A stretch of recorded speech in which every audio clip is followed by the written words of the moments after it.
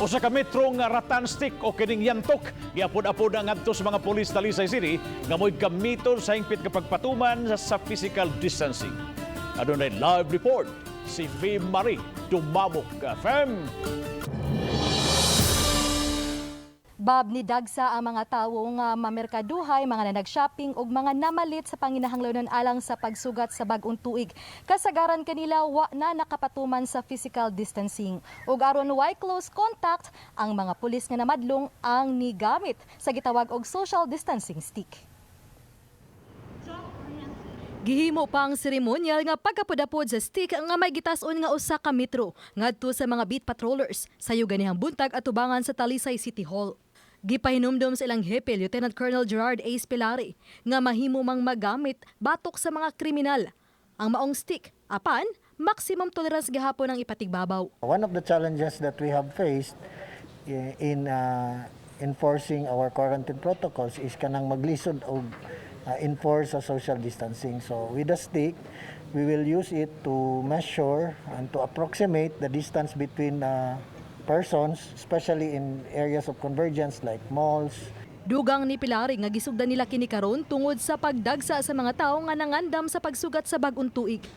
Precautionary measure na usab, ilabi na batok sa posibleng pagkuyanap sa laing variant sa coronavirus disease. Ma-reduce nato ang mga tawo para close contact sa mga, like for example, naa sa mga establishment nga magapundok-pundok sila, labi na karon nga gapadulong na ang atong tuig. So atong i-aware nila para mas effective ang atong pag-implement. Pipila sa mga pulis nga nahatagan og mga stick ang nadestino sa barangay Tabunok. Sagad, namadlong sa mga tawo nga magtapok. Lakip sa ilang gibadlong ang mga tawo nga nagtapok gawa sa mga establishmento. Si Manang Susan nakalitan man apan nakauyon ra sa paagi. May no nahinana ma'am kay para watay sakit nga makuan ba. Kung unsay na ilantan bang uban ana okay ra. Wala. Okay ra ma'am. Gisiguro sab nila sa pagmonitor ang mga merkado. Gituyok nila ang mga lugar.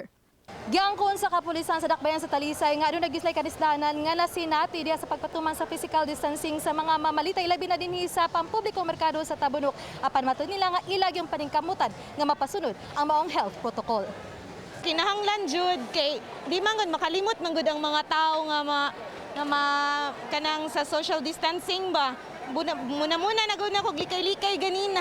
Miabag usab ang mga traffic enforcer sa City Toda sa pagpahinumdum sa health protocols gamit ang megaphone samtang nagpasayon sa dagan sa trapiko.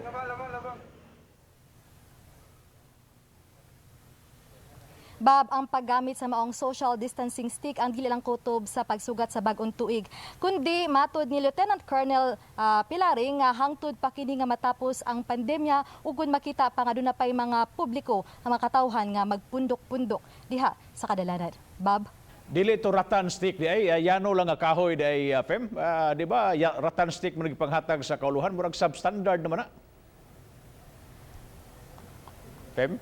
Bab, sa ato ang nakita ganiha, Bab, ligon man kayo siya, gani gisulayan para to pag bunal ato sulay sa kanang labisan, no? Ligon-ligon gyud siya, Bab. Di siya basta-basta nga babali, Bab. Thank you so much, Fame Marie Dumabok, sa imong live report.